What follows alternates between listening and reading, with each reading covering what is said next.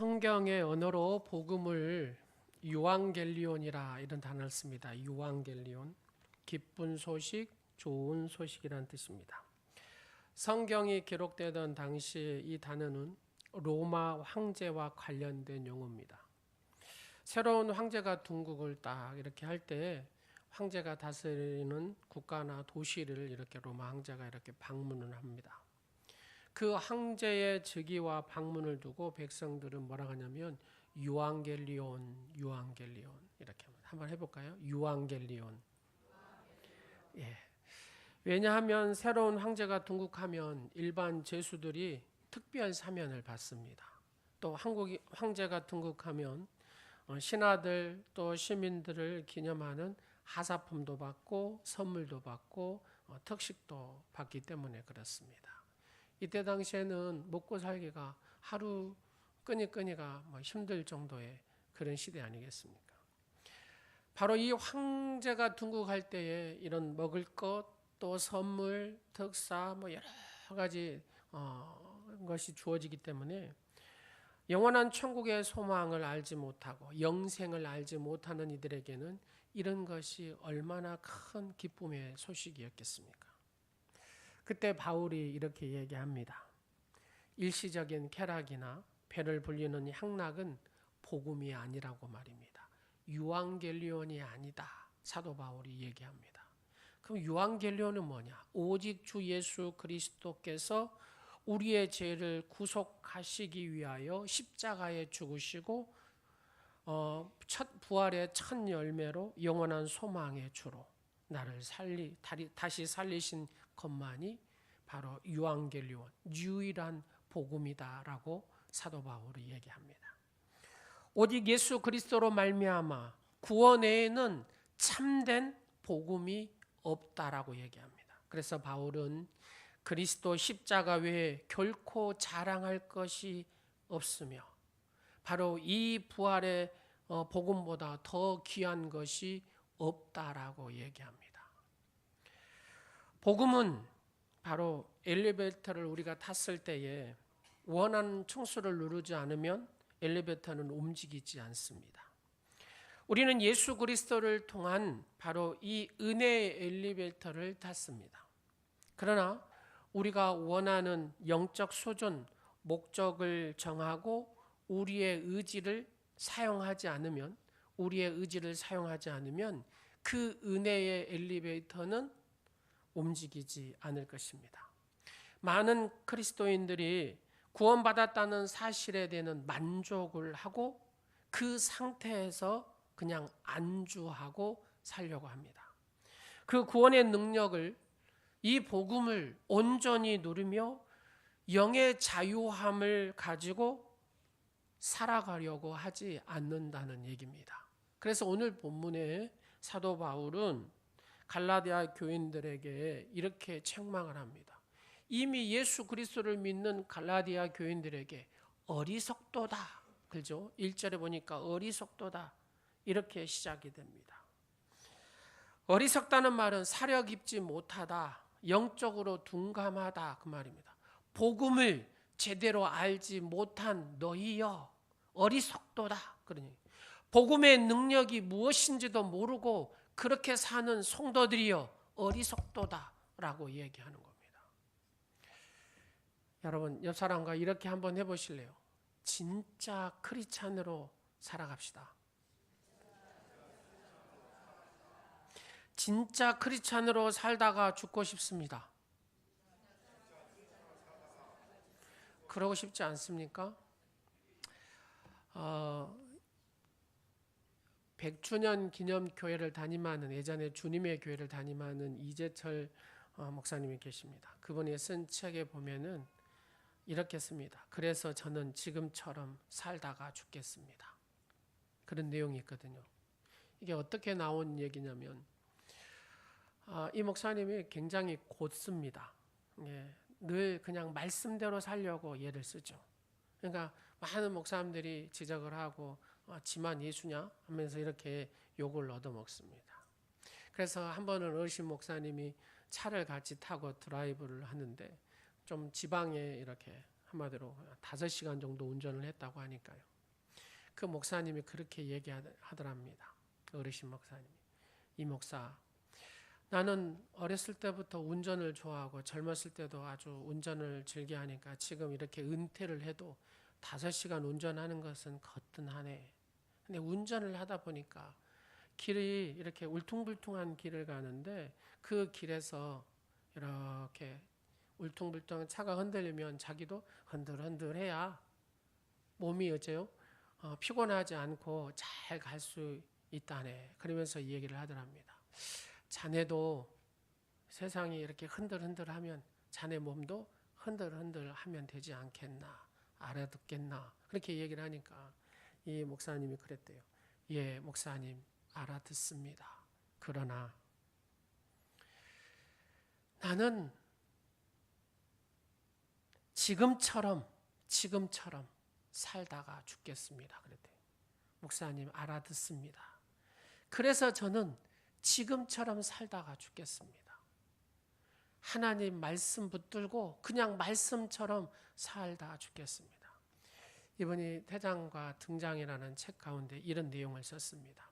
부산의 한의원하는 집사님이 그 책을 보다가 이렇게 이 목사님 앞에 편지를 썼대요.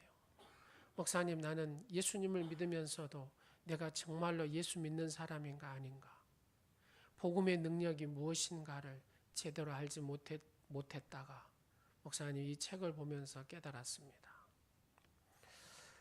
한의원을 하는데 어떤 환자가 와가지고 그 복음의 보험금의 어떤 내용이 있는데 그 내용하고는 전혀 다르게 요구를 하더랍니다. 말 그대로 부당 진료, 부당 보험 청구할 수 있도록 그렇게 해주라는 요구였죠. 그래서 이 한유한 집사님이 그 찰나에 당신은 정말로 진짜 크리스찬인가? 이쪽 부분에 읽는 그 순간에 이 환자가 와서 그렇게 얘기를 하더랍니다. 예전 같으면 그냥 좋은 것이지 하고 이렇게 아마 들어줬을 건데 전화로 이제 이렇게 와놔서 한번 만나자 그랬대요. 왜요? 들어주려고 한 게 아니라 내가 예수님을 만나고 지금까지 이렇게 살았습니다. 근데 지금 예수님을 만나고 나니까 진짜 크리스찬에 사는 것이 뭔가를 제가 알았습니다. 저를 도와주시면 안 되겠습니까? 사정을 하려고 만나자고 했다는 겁니다. 그리고 나서 정직하게 내가 살 수 있도록 도와주시지 않겠습니까? 하고 그분한테 부탁을 했대요. 그러면서 이 목사한테 여러 얘기를 쓰고 마지막에 이렇게 썼답니다.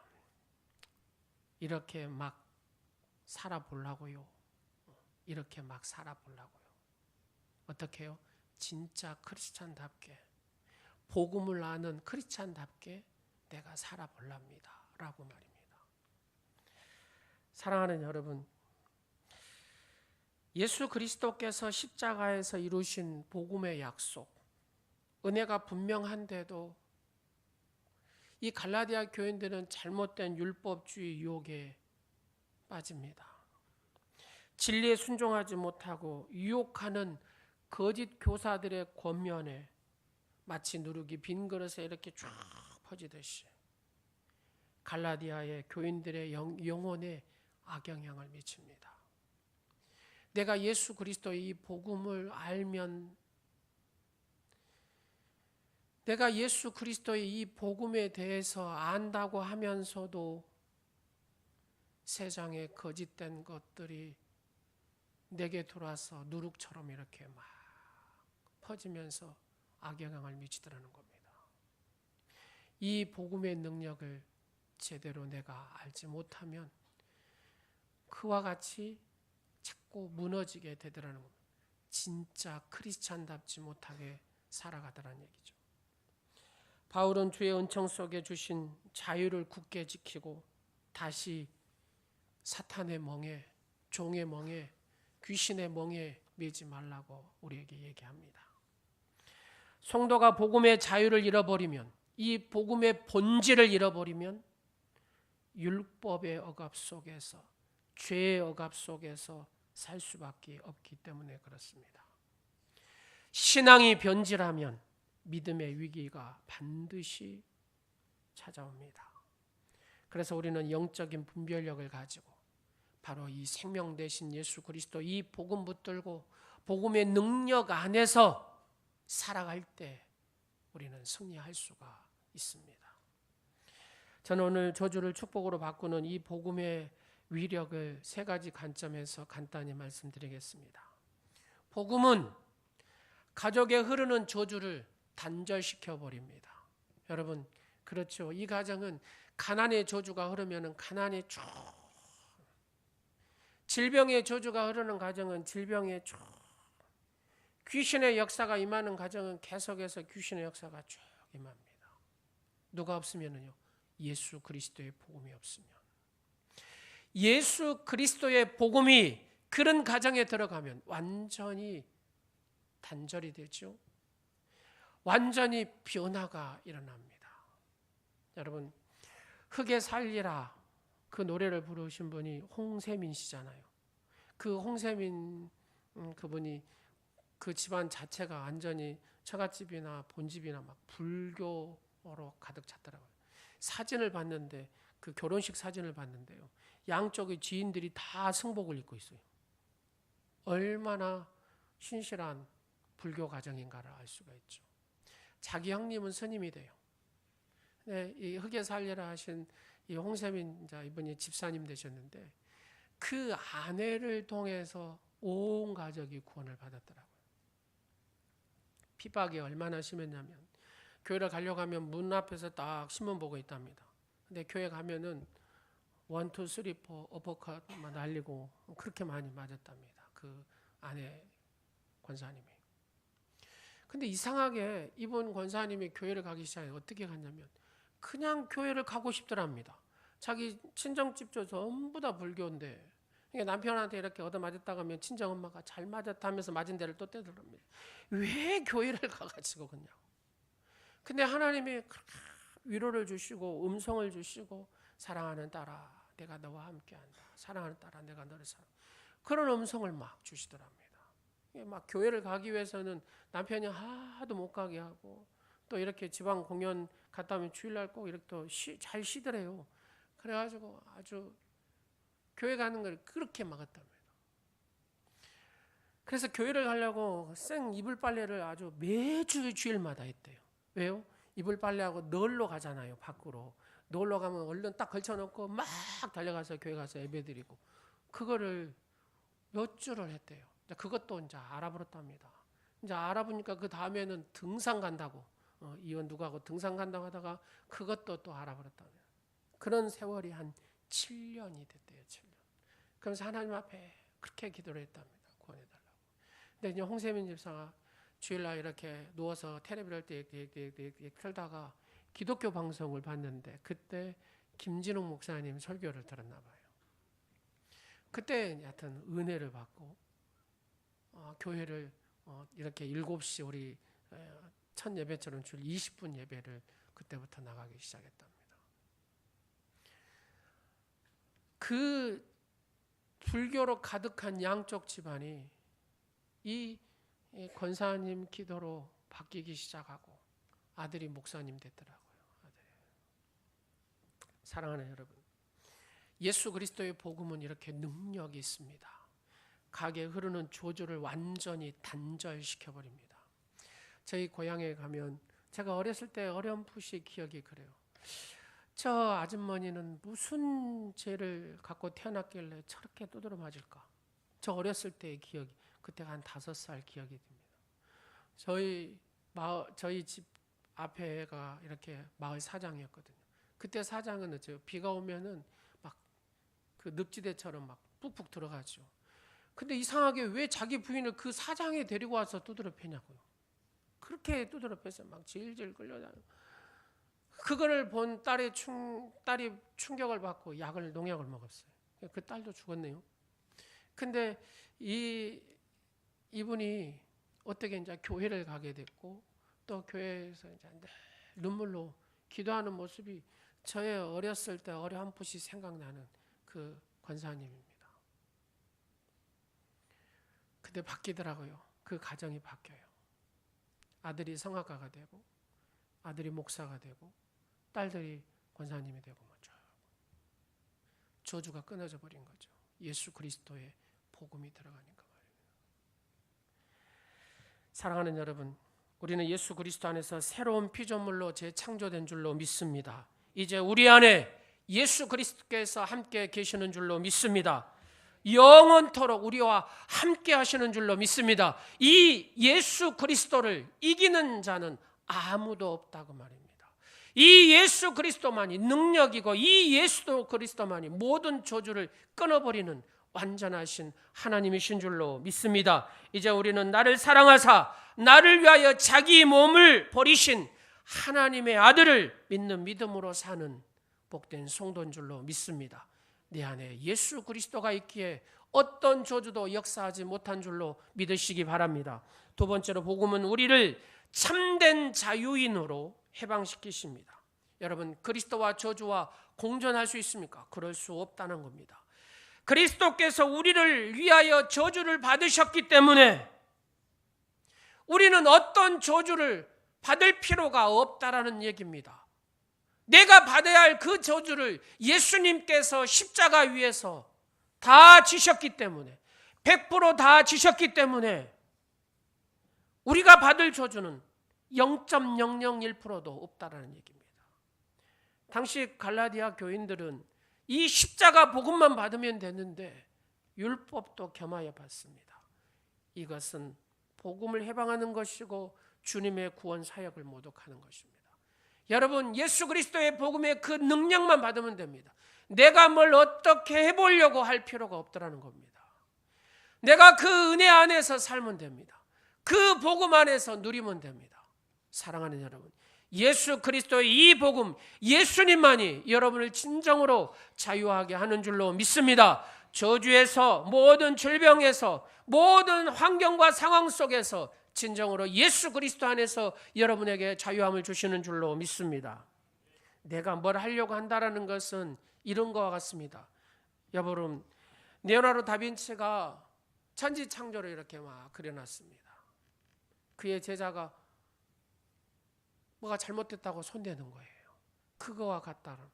여러분, 레오나르도 다빈치의 그 작품을 손대는 순간부터 그건 어쩝니까? 가짜가 되는 것입니다. 여러분, 내가 무엇을 붓을 칠하려고 하지 말라는 겁니다. 내가 뭘 어떻게 해보려고 하지 말라는 겁니다. 복음은 그냥 받아들이면 그것이 내게 진정한 자유고 그 예수 그리스도만이 나를 살릴 수 있다는 겁니다. 우리에게 남은 저주는 0.0001%도 없다라는 얘기입니다. 다 해결됐습니다. 조상들로부터 대물림 받은 저주는 더 이상 있을 수 없습니다. 복음은 그 자체가 완전하기 때문에 그렇습니다. 주님의 사역은 완전하고 충만한 사역입니다. 그리스도 안에 있는 자는 생명의 성령의 법이 율법과 정죄와 저주에서 너희를 해방시키셨다라고 말씀하고 있습니다. 이미 모든 일에 과거에 다 이루어졌다 그 말입니다. 우리가 분별력을 가지고 복음의 은혜에 의해 굳게 서는 여러분 되시기를 간절히 축원합니다. 주님이 주신 이 자유를 누리고 그 자유를 전파하는데, 이 복음을 전파하는데 아름답게 쓰임받는 우리 오늘의 지체들이 되시기를 간절히 축원합니다. 영적인 압박감, 저주에 대한 공포심에서 우리는 이미 해방을 됐다고 말입니다. 영적인 자유자다. 누구를 통해서요? 예수 그리스도, 이 복음을 통해서 말입니다. 세 번째로 복음은 그리스도인의 고난을 재해석합니다. 혹자는 이렇게 질문합니다. 그렇다면 왜 예수 믿는 사람들이 세상에서 우환을 겪냐 그 말이죠. 우리가 사는 세상은 완전한 천국이 아닙니다. 우리가 사는 세상은 그냥 광야 생활이다 그 말입니다. 여러분, 광야에는 뭐가 있습니까? 만나가 있습니다. 하나님의 주신 메추라기가 있습니다. 반석에서 생수를 나서 마시기도 합니다. 그러나 그 광야는 뭐가 있습니까? 목마르는 이 갈증이 있다는 겁니다. 타는 갈증도 겪는 곳이 광야라 그 말입니다. 우리가 인생의 순례길을 가면서 겪는 눈물도 있고 우리 인생길에는 아픔도 있고 고난도 있습니다. 왜요? 우리는 광야 생활을 하기 때문에. 또한 우리는 하나님의 은혜의 율법 아래에 있지만 자연 법칙에서 살아가기도 하다 그 말입니다. 따라서 그리스도인도 자연재해를 겪을 수 있다고 말입니다. 여러분, 포항에 지진이 일어났습니다. 거기에 예수 믿는 사람이 있을까요? 없을까요? 있다고 말입니다. 자연 법칙에 따라서 우리가 살아간다고 말입니다. 그래서 예수 믿는 사람도 이 세상에 사는 한 그런 자연재해도 겪을 수 있다 그 말입니다. 이러한 자연재해나 자기의 잘못이나 인격의 부족함, 나의 인격의 부족함 때문에 개인적인 유혹에 넘어져서 시험을 겪는 데는 이것은 어려움이라고 하지 이것을 저주라고 하지 않는다 그 말입니다. 그리스도인이 겪는 고난 중에는 사탄이 공격하는 것도 있습니다. 그래서 어려움 당하기도 합니다. 예수 믿기 때문에 핍박받기도 합니다. 이 핍박은 우리에게 저주가 아니라 이것은 상급이지요. 어떤 이는 하나님 앞에 불순종합니다. 말씀하고 늘 떨어져 살다가 불순종하니까 하나님 앞에 해초리를 맞지요. 그것을 징계라 하지 저주라 하지 않습니다. 사랑하시기 때문에 하나님은 하나님 말씀에 벗어난 자녀들에게 해초리를 들어서 회복해라, 바르게 와라, 그렇게 회개로 해초리를 들어서 부르시기도 한다 그 말입니다. 그럼에도 불구하고 그리스도인들에게 해석되지 않는 어려움도 있습니다. 우리는 그 하나님의 높은 섭리를 다 헤아릴 수가 없다 그 말입니다. 그러나 중요한 것은 모든 것을 합력하여 선을 이루시는 하나님을 믿으라 그 말입니다. 이해되지 않을 때는 억지로 해석하지 말라 그 말입니다. 지금은 이해가 안 됐는데 내가 신앙에 이 정도 단계 오르니까 그것이 깨달아질 때가 있고, 이 땅에서 그 답이 주어지지 않을 때는 하나님 앞에 내가 딱 서는 그때에 모든 것이 밝히 드러난다고 고린도전서 13장 12절에 말씀하고 계십니다. 아까 성악가 호세 카레라스의 아베 마리아 들으셨죠? 이분에 대한 간증입니다. 세계적인 성악가 테너의 3명 중에 한 사람입니다. 41살 젊은 나이에 백혈병에 이분이 걸립니다. 오페라 라보엠의 주연을 맡았는데 연습을 하던 중 갑자기 쓰러집니다. 병원에 실려가서 백혈병이라는 진단을 받습니다. 그러나 호세 카레라스는 포기하지 않습니다. 왜요? 그 안에 예수님이 있었기 때문에. 십자가의 보혈의 능력을 의지했습니다. 그리고 십자가 바라보며 하나님 앞에 간절히 이 카레라스는 기도를 시작합니다. 나의 생명을 연장시켜 주시면 하나님 남은 평생 주를 위해서 충성하겠습니다 라고 간구합니다. 그러면서 골수 이식도 받고 항암 치료도 받았습니다. 힘겨운 어려움을 이렇게 한 가지 이겨갑니다. 머리카락이 다 빠져버리고 손톱과 발톱도 떨어져 갔습니다. 그러나 그는 기도를 멈추지 않았습니다. 계속해서 하나님 앞에 십자가의 능력을 붙들고 기도를 했습니다. 하나님은 그의 간구에 응답하셨습니다. 이제 그의 삶은 자신의 것이 아니었다 그 말입니다. 기적적인 생명의 연장의 은혜를 경험하고 새로운 사명을 발견하게 됩니다. 자신을 살려주신 하나님의 뜻을 깨닫습니다. 그리하여 전 재산을 팔아서 바르셀로나에 호세 카레라스 백혈병 재단을 세웁니다. 그리고 공연의 수익금들을 다 이것으로 보냅니다. 그는 이렇게 고백을 합니다. 때로는 질병도 은혜가 될 때가 있습니다. 때로는 고난도 은혜가 될 때가 있습니다. 때론 슬픔도 은혜가 될 때가 있다는 겁니다. 백혈병과의 싸움을 통해서 나보다는 남을 아는 사람이 되었습니다. 이제는 단순한 노래만 부르는 것이 아니라 하나님을 증거하는 사람, 절망에 빠진 사람들에게 그의 노래를 통하여 소망을 주는 인생이 되었다라는 얘기입니다. 호세 카레라스는 복음의 능력으로 변화된 삶을 산 사람입니다. 고난도 아름답게 재해석이 되는 것이 바로 복음인 줄로 믿습니다. 그래서 저주에서 축복으로 바뀌는 이 복음의 이력을 경험하기 위해서는 우리는 몇 가지를 해야 됩니다. 첫 번째는 뭐냐면 첫 번째 철저히 하나님 앞에 회개하는 겁니다. 돌아서야 된다는 겁니다. 과거의 옛사람을 버리라는 얘기입니다. 주님과 관계 속에서 막혀있는 문제, 여러분 주님과 여러분 사이에 막혀있는 문제가 무엇인가를 한번 보십시오. 그것을 제거해야 됩니다. 그것이 회개입니다. 두 번째로 하나님과 그래야 가까이 갈 수 있습니다. 하나님과 가까이 한다는 것이 무엇입니까? 대화하는 것입니다. 내가 하나님 앞에 얘기하고 하나님께서 내게 말씀하신 것을 듣는 것, 이것을 기도라 하고 대화라 합니다. 그래야 내 삶이 메마르지 않습니다. 기도하지 않는 인생은 메마릅니다. 공고합니다. 우울합니다. 여러분 영화 배우 탤런트 추상미 씨라고 아시지 않습니까?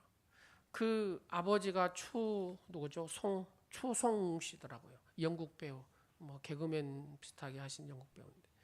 근데 이 추상미 씨가 늘 아팠던 기억이 뭐냐면 아빠하고 엄마하고 늘 싸웠답니다. 그러니까 늘 아픔이 있었답니다. 그래서 나는 행복한 가정을 늘 그렸답니다. 막상 결혼을 했습니다. 내 가정만큼은 가장 행복한 가정을 만들어야 되겠다고 추구하고 그렇게 열심히 살았답니다.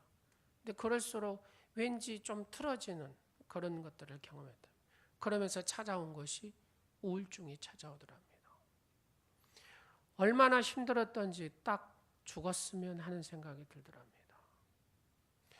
근데 하루아침에 하나님 앞에 이렇게 엎드려서 있는데 하나님께서 찾아오셨답니다.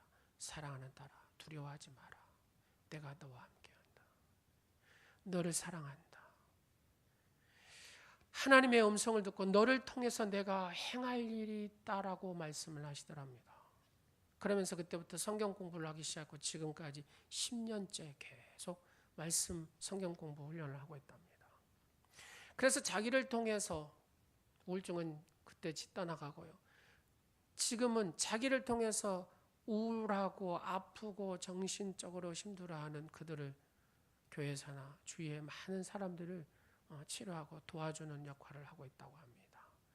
하나님과 가까이 하면 하나님의 음성을 들으면 하나님의 위로를 받습니다.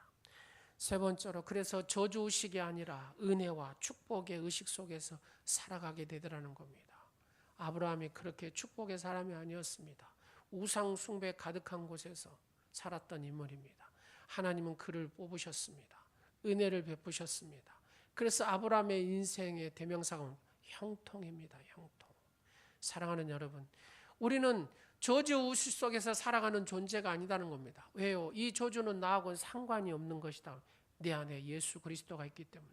내가 의식하고 살아야 될 것이 뭐냐? 하나님의 은혜와 축복이더라는 겁니다.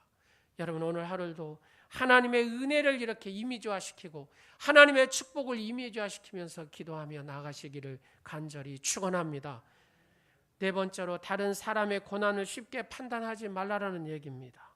예기치 않는 육체적 가정적 어려움이 있을 때 가서 함께 울어주는 성도가 되시기를 간절히 원합니다. 심판대 자리에 서지 말고 위로하고 도와주고 동병상련의 아픔을 함께 나누는 자가 되라는 겁니다. 설령 징계를 받았다 할지라도 그 손을 잡아주고 기도해주는 사랑의 짐을 함께 나누는 사람. 요즘에 인기 있는 이국종 이 교수님 얘기가 들어보면 너무나 미담이 아름답지 않습니까?